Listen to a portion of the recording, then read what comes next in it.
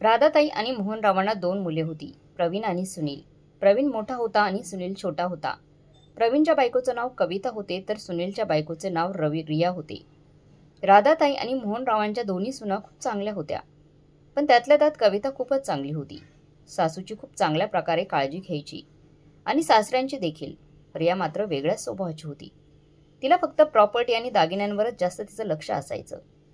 कोणाकडे किती दागिने आहेत, कोणाकडे जास्त आहेत, कोणाकडे कमी आहेत, यावर तिचं लक्ष असायचं. सुनील आणि रिया मात्र शहरात राहत होते आणि कविता आणि प्रवीण सासू सासऱ्यांबरोबर गावी राहत होते. एके दिवशी कविता दररोजप्रमाणे तिच्या सासूला चहा देऊन स्वयंपाकघरात जेवण बनवायला लागली होती. तिथे सासरे पूजा करून बाहेर तुळशीला पाणी घालत होते आणि कविताचा नवरा प्रवीण बाथरूममध्ये आंघोळ करत होता. तितक्यात तिच्या सासूचा जोरात ओरडण्याचा आवाज आला. कविता पळत पळत तिच्या सासूच्या खोलीत पोहोचली. तेव्हा तिने पाहिलं की तिच्या सासूबाई छातीवर हात ठेवून जोरजोरात श्वास घेत होत्या. तिला तेव्हा काही कळले नाही. ती घाबरून तिच्या सासऱ्यांना ओरडू लागली, आईला काय झाले बघा. तिचे सासरे आवाज ऐकून धावत खोलीत आले. ओरडण्याचा आवाज ऐकून प्रवीण देखील अर्धवट आंघोळ करून टॉवेल गुंडाळून बाहेर आला. आईची अशी अवस्था पाहून त्याने लगेचच कपडे घातले आणि स्वतःची गाडी काढून आईला हॉस्पिटलला नेलं. डॉक्टरांच्या संपूर्ण टीमने लगेचच उपचार सुरू केले, पण दुर्दैवाने अर्धा तासही झाला नसता तिच्या सासूचा तिथे जीव गेला. आईचा मृतदेह घेऊन ते घरी आले तेव्हा घरात पूर्ण शांतता होती. कुणीही काही बोलत नव्हतं. कविता तिच्या खोलीत बेडवरच पडली होती. डोळ्यातून अश्रू साततच वाहत होते. कालच तिच्या सासूचं निधन झालं होतं. सासूसोबत घालवलेले गोड आंबट आठवणी डोळ्यात पाणी आणत होत्या. त्यावेळी धाकटी सून ओरडत खोलीत शिरली आणि तिच्या हातात मोठा डबा होता. कविता अश्रू पुसत उठून बसली.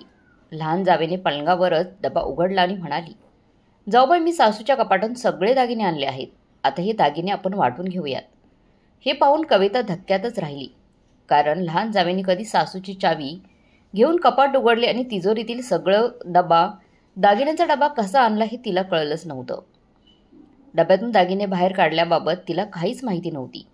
सासूचे सगळे दागिने पलंगावर पसरले होते आणि रिया म्हणत होती, अहो जाऊबाई, काय विचार करताय, चला आपण दागिने वाटून घेऊयात. पण कविता रियाला म्हणाली, अगं रिया, हे सगळे दागिने माझ्या आईने मला दिलेले आहेत, त्यामुळे माझ्या माहेरकडून मिळालेल्या दागिन्यांची वाटणी होणार नाही. यावर रिया खूप रागवली आणि म्हणाली, तुम्हाला सगळे दागिने एकट्यानेच हडप करायचे आहेत का सासूचे? म्हणूनच तुम्ही असं करताय, पण मी कधीच ते होऊ देणार नाही. तुम्हाला हे दागिने वाटून द्यायचे आहेत की नाही? असा वाद सुरू असतानाच अचानक रियाच्या फोनवर कोणाचा तरी फोन आला. त्यामुळे ती फोनवर बोलण्यासाठी खिडकीजवळ उभी राहिली. कविता आश्चर्याने सगळं समजून घेण्याचा प्रयत्न करत होती. तिला रियाच्या अशा वागण्यावर विश्वासच बसत नव्हता. आत्ता अजून त्यांची सासू जाऊन एकही दिवस झाला नव्हता आणि लहान जावई मात्र दागिन्यांच्या वाटणीची गोष्ट करू लागली होती. तिने अजूनपर्यंत सासूच्या खोलीत जाऊन व्यवस्थित पाहिलंही नव्हतं आणि रिया त्यांच्या खोलीत जाऊन बिनधास्तपणे दागिने देखील घेऊन आली होती आणि याबद्दल कोणाला काही कळलंही नाही. तसं तर जेव्हा सासूची सेवा करण्याची वेळ होती, सासूबाई आजारी होती, तेव्हा रिया त्यांना बघायला पण आली नव्हती. पण जेव्हा त्या मरण पावल्या तेव्हा मात्र ती धावत आली होती. आता कविताला कळू लागलं होतं की कदाचित दागिन्यांच्या मोहामुळेच आली होती. कालचीच गोष्ट. कविता दररोजच्या प्रमाणे तिच्या सासूला चहा देऊन स्वयंपाकघरात जेवण बनवायला लागली होती. तिथे सासरे पूजा करून बाहेर तुळशीला पाणी घालत होते आणि कविताचा नवरा प्रवीण बाथरूममध्ये आंघोळ करत होता. तितक्यात तिच्या सासूचा जोरात ओरडण्याचा आवाज आला. कविता पळत पळत तिच्या सासूच्या खोलीत गेली. तेव्हा तिने पाहिलं की तिच्या सासूबाई छातीवर हात ठेवून जोरजोरात श्वास घेत होत्या. घाबरून गेल्या होत्या. कविताला कळलं नाही की ती घाबरून तिच्या सासऱ्यांना ओरडू लागली. तिचे सासरे आवाज ऐकून धावत खोलीत आले. ओरडण्याचा आवाज ऐकून प्रवीणही अर्धवट आंघोळ करून टॉवेल गुंडाळून बाहेर आला. आईची अशी अवस्था पाहून त्याने लगेचच कपडे घातले आणि स्वतःची गाडी काढून आईला हॉस्पिटलमध्ये घेऊन गेला. डॉक्टरांच्या संपूर्ण टीमने लगेचच आईवर उपचार सुरू केले, पण दुर्दैवाने अर्धा तासही झाला नव्हता तिच्या सासूचा मृत्यू झाला. आईचा मृतदेह घेऊन ते दोघे सगळेच जण घरी आले तेव्हा घरात पूर्ण शांतता होती. कुणीही काही बोलत नव्हतं. कुणीही काहीच बोलत नव्हतं. मधून मधून कोणाचा तरी रडण्याचा आवाज येत होता, कारण सगळे रडून थकले होते. आणि सगळ्यांचे डोळे पूर्ण रडून सुकले गेले होते. आता फक्त वाट पाहायची होती. तो फक्त छोटा मुलगा आणि छोट्या सून यांचा फोन आला होता. त्यांना सुद्धा ही बातमी दिली होती आणि ते सुद्धा घरी येत होते. दुपारी ते दोघेही घरी पोहोचले. आईच्या अंत्यसंस्कारानंतर कोणालाही अजून सावरायची संधी देखील मिळाली नव्हती. रात्र सगळी रडण्यात गेली होती. सकाळी धाकट्या सुनीने कपाटातून सासूची चावी घेऊन सासूच्या कपाटातून दागिने काढले होते हे कुणाला कळलं देखील नाही. दुसरीकडे सासरे मोहनराव हॉलमध्ये मान खाली करून सगळं बोलणं ऐकत होते, टाळत होते. त्यांची बायको नुकतीच गेली होती. अजून एक दिवसही झालेला नव्हता आणि त्यांच्या धाकट्या सुनेने दागिन्यांवर घरी खूप धमाल उडवली होती. त्यांना याचा खूप राग आला होता.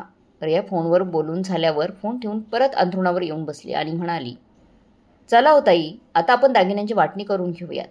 मला अजून काही ऐकायचं नाही.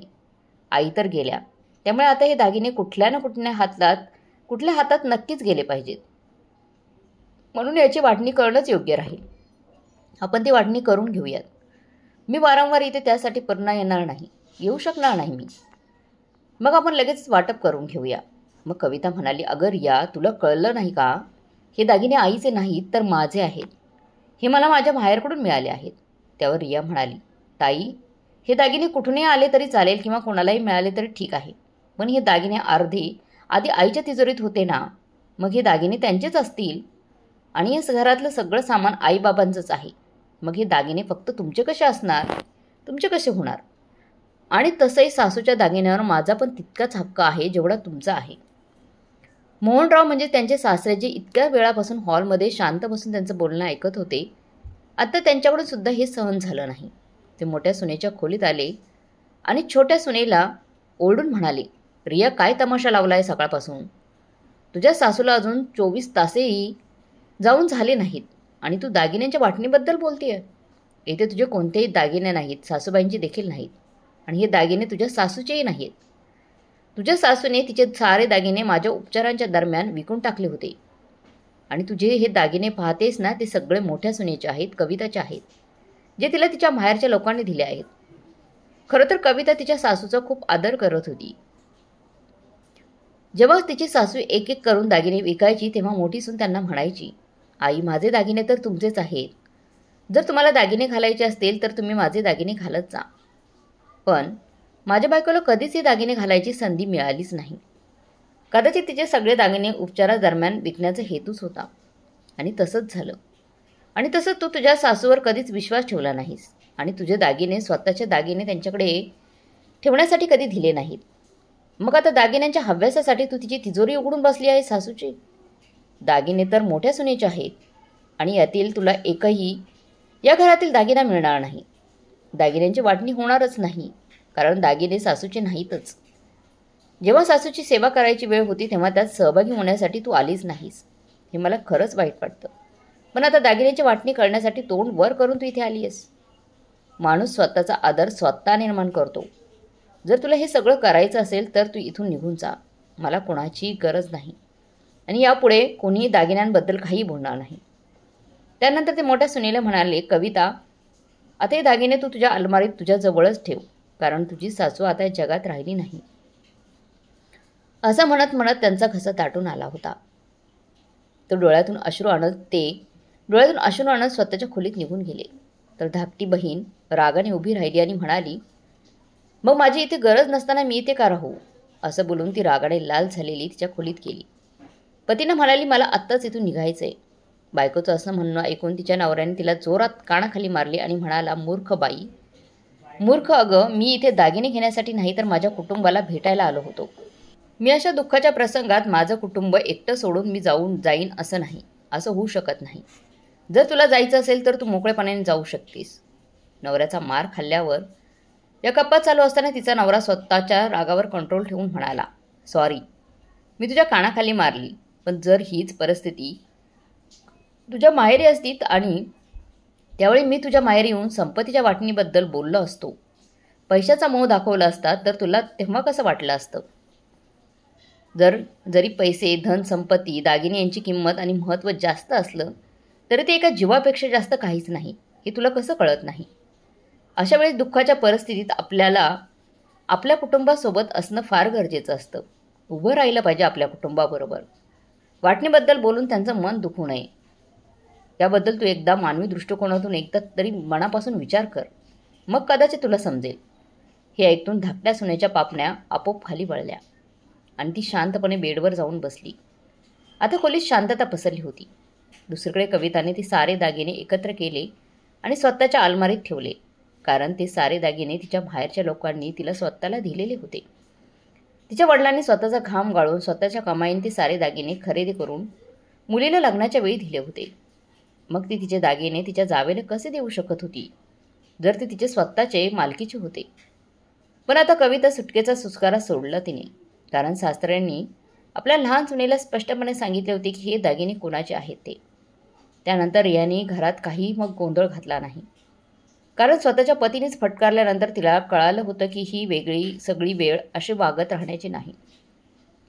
आणि तसं तिच्या सासऱ्यांनी आधीच सांगितलं होतं की हे सगळे दागिने मोठ्या सुनेचे आहेत.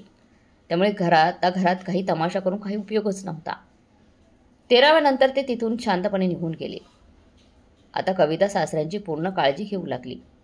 सासू गेल्यानंतर तिचं वागणंही बदल झाला होता. तिच्या वागण्यात बदल झाला असा नाही, ती आधी जशी होती तशीच होती, तशीच अजूनही होती. उलट आता ती तिच्या सासऱ्यांची आधीपेक्षाही जास्त काळजी घेऊ लागली होती, कारण आता त्यांची काळजी घेणारी खरी पत्नी म्हणजेच कविताच्या सासूबाई या जगातून गेलेल्या होत्या.